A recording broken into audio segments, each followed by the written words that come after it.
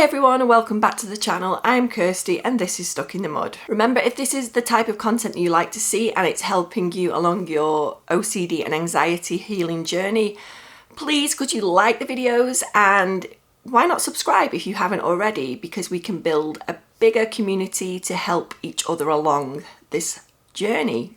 So in today's video, I'm talking about feelings, because feelings are not facts. And when we experience OCD, we can experience some really pretty intense feelings, and they can be even within our body. We can get those bodily sensations. And then we can begin to think that this confirms that our intrusive thoughts and our obsessions are true. We may experience feelings of anxiety, guilt, shame, anger, frustration, fear, panic. We can feel sadness and depression. And it's a very confusing time, because when we actually feel all this within the body, we think that this is actual evidence that what we are thinking or obsessing about is reality. It's true about us, and it's a very isolating experience, and you can be in a real state of despair because we think that this just is further confirmation that this is all true.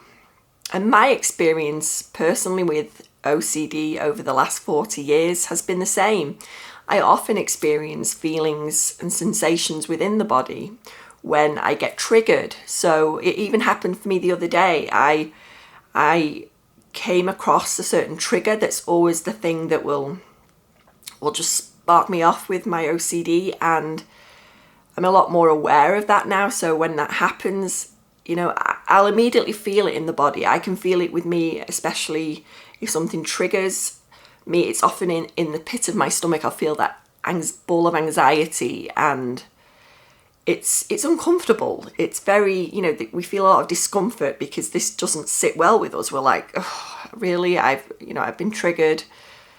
But I approach it all differently now, which is what I'm going to talk about in this video. And this is what I hope to give you guys, just the information that can help you along your healing journey, because this is all stuff that I've learned over the years, and it really does help me now, and it helps me move forward in a completely different way to the way I used to with OCD and anxiety. And I would get that the other day. I got it very quickly. I could feel it, and I was like, right, okay, I can feel I've been triggered. That's fine.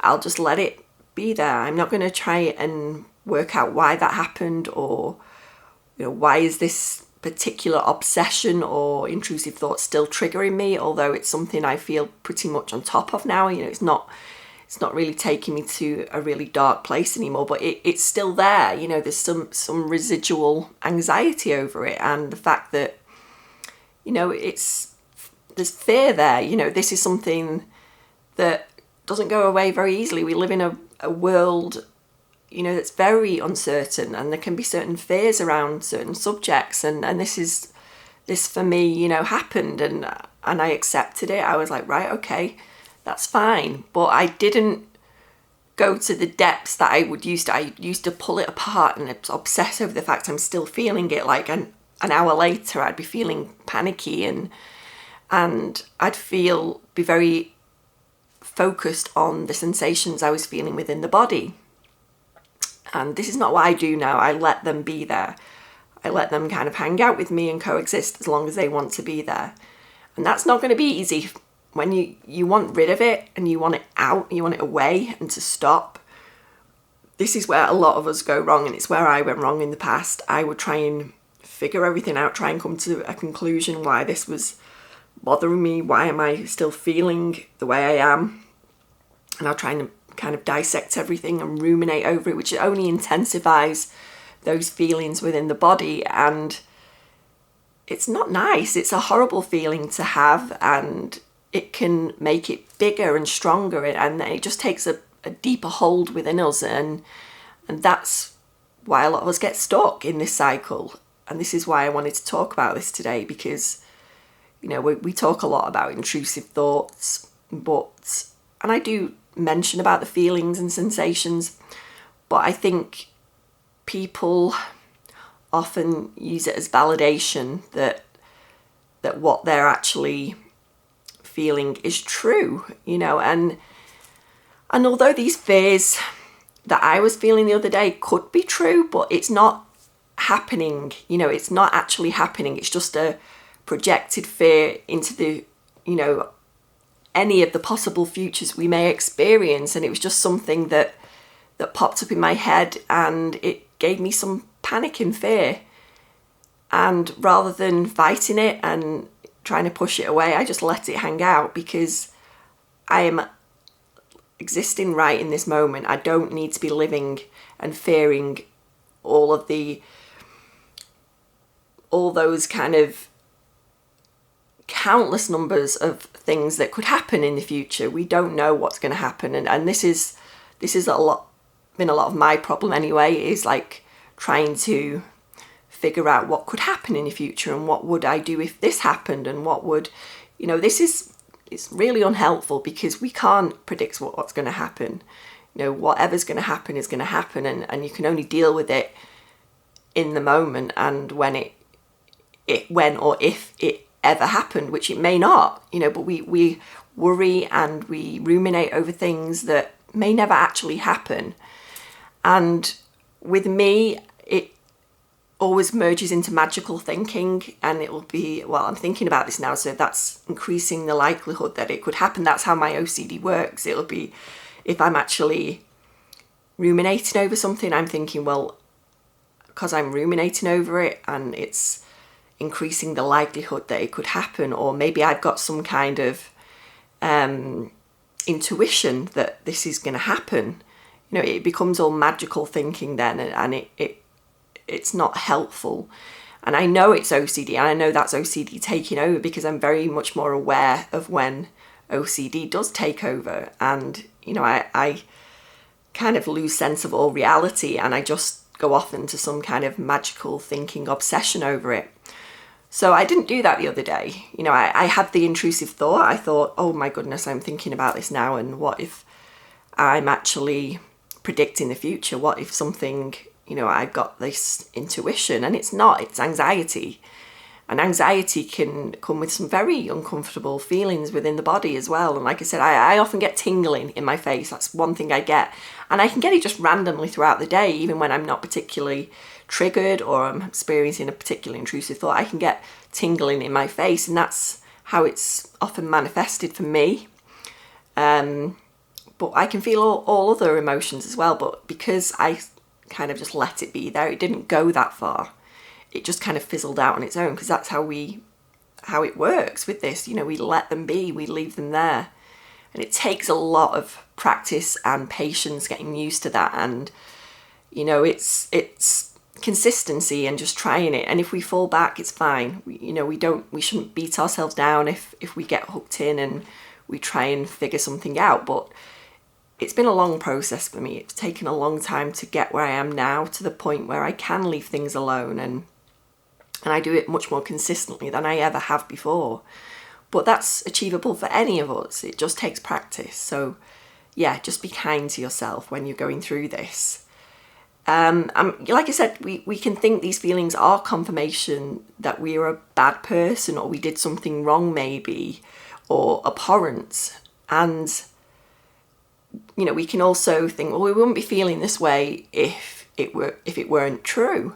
And that's the scary thing with OCD. It can really make you believe that what you're feeling is true. And this is just not the case. Feelings are not facts. They're not evidence that something is true. OCD lies. It creates narratives that are false, and this is where all the false memories come in. And we experience many emotions, feelings, and sensations as if it was a real scenario, as if it was reality. Whatever we're thinking about, we're feeling all the emotions alongside of it. When we get those intrusive thoughts, we're feeling all the emotions we would feel as if it were actually happening. And this leads then to confusion over whether this is confirmation that the obsession or intrusive thought was actually true. But the nature of these thoughts at their core is that they are unwanted. You know, we get no enjoyment from these. These are just intrusive thoughts that come into our mind. They pop up in our head and we don't want them there. You know, we wouldn't be feeling all these anxious feelings if we wanted them there. We just don't want them there. But the problem is we will often be, you know, in a state of emergency when these pop up and like, oh, I just need to get rid of it as fast as I can. And this is where myself in the past where I went wrong. I should have just let it be there. You know, I've just gone into that quick kind of, oh, need to do something about this. I need to push them away, get rid of them, just at, you know, any cost. I need to get them out of here. And it's just the wrong way to approach it. You know, we've got to acknowledge them, you know, they're there. You know, they're valid in terms of that we're experiencing them right now, but that doesn't mean they're true. This is something that goes for many different types of OCD as well. As I can think of in terms of like sexual orientation OCD or POCD, which I have experienced. You know, people get actual groinal responses. So having a groinal response is not indicative of an actual desire that we have. You know, it's completely unwanted, this. And this is the difference. It's different. They're different types of thoughts, but they produce the same physical reactions, and that is the big difference. You know, we can get so wrapped up in it being a true reflection of who we are, and it's just not the case. You know, we just have anxiety and OCD. It's that this is all it is, and it produces similar bodily experiences, but it doesn't mean it's wanted, and it's certainly not desired at all. And like I said, this is not something that I actually experienced when I had POCD. I had many intrusive thoughts, and you know, images, and it was terrifying. And I can imagine having those sensations in the body. Maybe I may have questioned over it, whether that I, you know, if I could feel anything, or maybe I focused in, but but I can imagine how terrifying that would be if you're in that situation, having those awful intrusive thoughts that you certainly don't want. You don't want them there. You're not enjoying any of this. It's just terrifying. And then to have those actual bodily, you know, physical bodily sensations, and you think that somehow backs it up in some way, and it's just not the case. It's completely unwanted. And because we're in such a high state of anxiety, you know, our body does replicate certain bodily functions, but, you know, and especially if we're hyper-focused on a particular area, you know, we may feel tingles or sensations, and it just doesn't represent anything about you or who you are as a person. And I want to make that perfectly clear. So please don't feel that in some way makes it real or true. The narrative that OCD is trying to create over this, it doesn't mean that is actually a fact because you're experiencing some kind of physical reaction.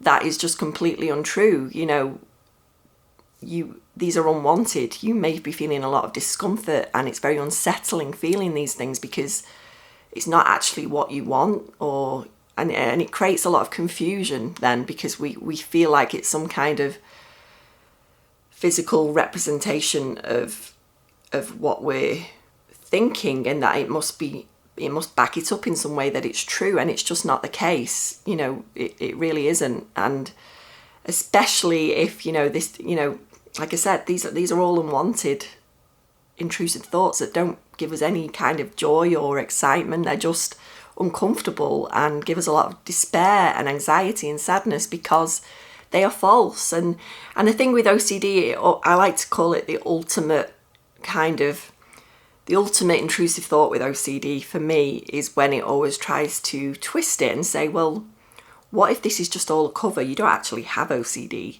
It's just that this is how you really are. You know, you actually enjoy these feelings, and this is why you're experiencing them. OCD will always, if it fails at all the other attempts, that's the thing with OCD. It will just come back and come back again, trying to get you hooked in. It will try every way.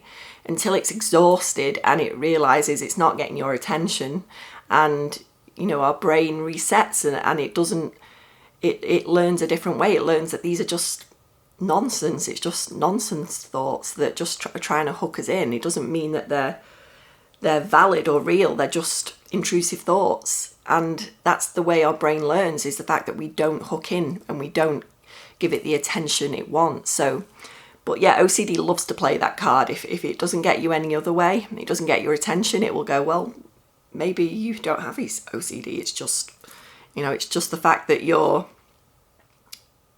actually are a bad person or whatever, and this is why you're feeling guilt and shame. It will try every way to make you try and believe and convince you that you're a bad person. That's its main objective, OCD. But we can do something else. We can let those thoughts be there. And I know it's not easy. It's very hard. And especially when I was really in the thick of it with some really horrible intrusive thoughts, when I was really back there at rock bottom and completely believing in all the intrusive thoughts I was getting, it's tough. It's really hard to leave it alone. I understand that. And you have to be so compassionate with yourself, acknowledge the thoughts and feelings and sensations, and know that, that's all they are. They're just thoughts, feelings and sensations. It doesn't necessarily mean they are true